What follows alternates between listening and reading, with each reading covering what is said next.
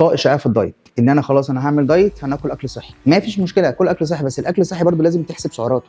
ليه بقى؟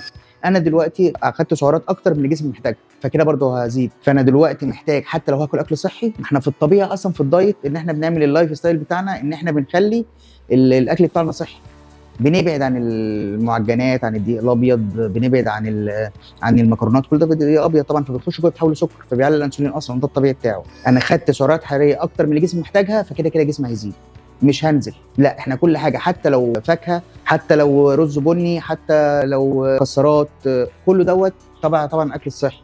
حتى برضو الدهون الصحيه زي زيت الزيتون، زي السمنه البلدي، زي الزبده البلدي، زي زيت جوز الهند، كله دوت دهون صحيه، بس برضو ما ينفعش ناخدها اكتر من جسمنا محتاجه. الحل ان احنا نشرب ميه، نشرب شاي او قهوه بدون سكر، نحسب كل حاجه بناكلها او بنشربها، لازم نحسبها عشان ما يبقاش خدنا سعرات اكتر من جسمنا محتاجها، فكده الجسم مش هينزل اصلا.